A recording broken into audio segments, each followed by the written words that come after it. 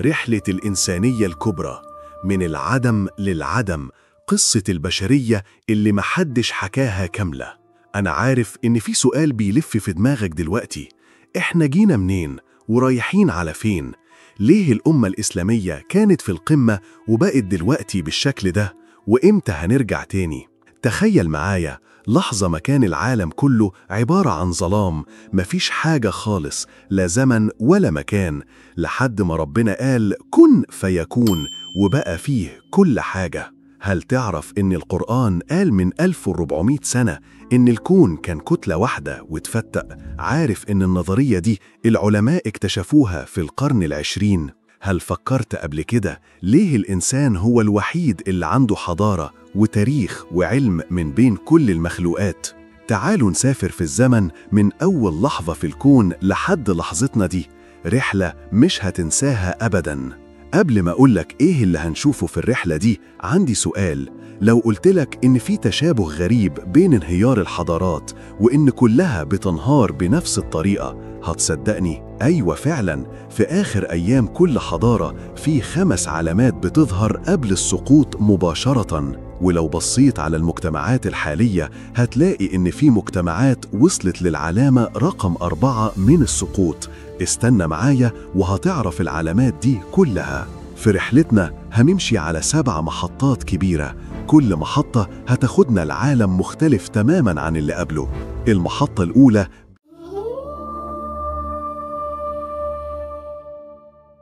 بداية الخلق والعصور القديمة. هنبدأ من الصفر خالص، من قبل ما يكون فيه أي حاجة. هنشوف إزاي ربنا خلق السماوات والأرض في 6 أيام، وإزاي الزمن النسبي بيفسر الفرق بين ال6 أيام وال13.8 مليار سنة. هتعرف فيها إزاي ظهرت الحياة على الأرض، وإزاي خلق الله آدم وحواء، وإيه اللي حصل في الجنة بالظبط، وليه الشيطان عنده عداوة أبدية مع البشر. وواحدة من أغرب المعلومات هتعرفها: هل كان في مخلوقات عاقلة على الأرض قبل آدم؟ هل تخيلت قبل كده أول إنسان على الأرض كان شكله إيه؟ إزاي يتكلم؟ إزاي يفكر؟ إزاي عرف ياكل ويشرب؟ مين علمه؟ دي الأسئلة اللي هنجاوب عليها في المحطة التانية.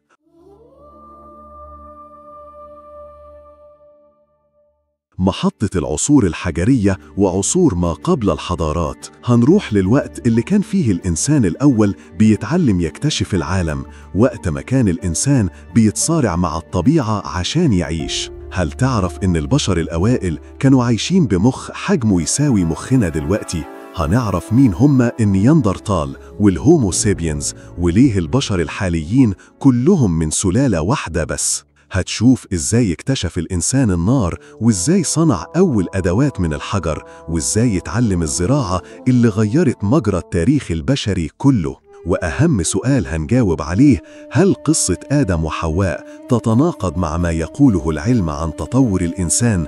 وهنشرح الموضوع ده بالتفصيل. تعرف إن أول كتابة في التاريخ كانت عشان سبب غريب جدا، السبب ده مرتبط بالضرايب. إزاي؟ هنعرف في المحطة الثالثة.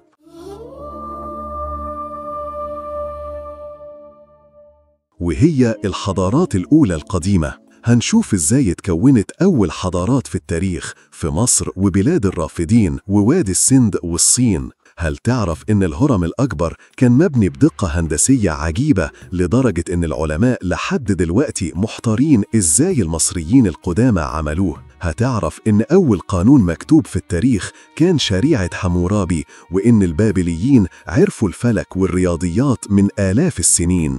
هنروح للصين القديمة وهنشوف الإمبراطوريات اللي حكمت العالم قبل الإسلام، وإزاي كانت البشرية عايشة في الفترة دي.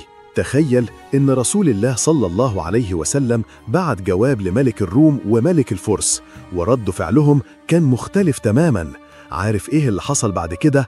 كسرى مزق الجواب وهرقل احترموا، وبعد كام سنة بسيطة كانت إمبراطورية كسرى كلها تحت حكم المسلمين. هنشوف التفاصيل في المحطة الرابعة.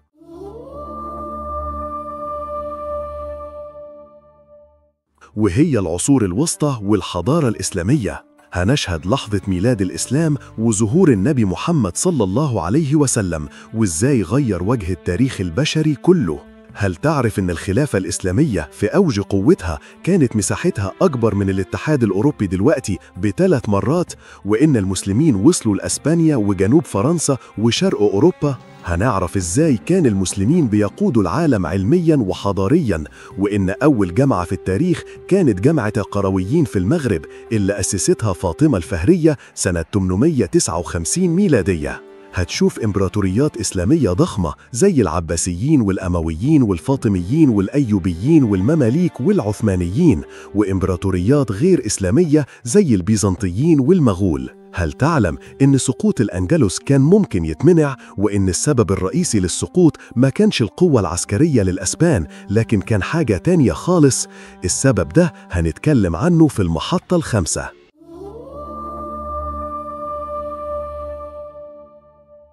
وهي عصر الانحدار والاستعمار. هنعيش اللحظات الحزينة في تاريخ الأمة، مش عشان نحزن، لكن عشان نتعلم ونفهم ونقدر نتجنب نفس الأخطاء. هتشوف إزاي بدأ الضعف يدب في جسد الأمة بعد فترة ذهبية، وإزاي سقطت غرناطة آخر معاقل المسلمين في الأندلس سنة 1492، في نفس السنة اللي كولومبوس اكتشف فيها أمريكا. هل تعرف إن نابليون لما دخل مصر سنة 1798 كان معاه علماء وباحثين مش بس جنود، وإن حملته كانت بداية احتكاك العالم الإسلامي بالغرب الحديث؟ هنفهم كمان إزاي الدولة العثمانية ضعفت وسقطت، وإزاي قطع الاستعمار أوصال العالم الإسلامي واحتله، وإزاي زرع المشكلات اللي لحد النهاردة بنعاني منها. إمتى سقطت الخلافة الإسلامية نهائياً؟ 1924. مين اللي سقطها؟ كمال أتاتورك. وإيه اللي حصل بعد كده؟ دي الأحداث اللي هنشوفها في المحطة السادسة، وهي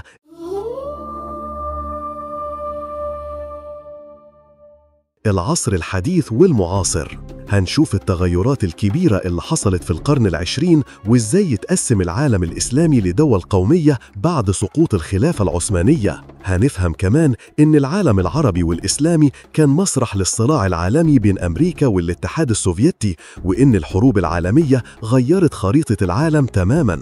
هنشوف الثورات العربية ضد الاستعمار وصعود قادة وطنيين زي جمال عبد الناصر، والصراع العربي الإسرائيلي وحرب أكتوبر ومعاهدة السلام. وهنفهم أحداث مهمة زي سقوط الاتحاد السوفيتي وحرب الخليج وأحداث 11 سبتمبر والغزو الأمريكي للعراق وأفغانستان وصعود الجماعات الإرهابية والثورات العربية من تونس لمصر وسقوط مبارك وصعود الإخوان المسلمين. فاكر يوم 30 يونيو 2013 إيه اللي حصل بعدها، وإزاي اتغيرت مصر والمنطقة العربية كلها؟ ده اللي هنشوفه في المحطة السابعة والأخيرة،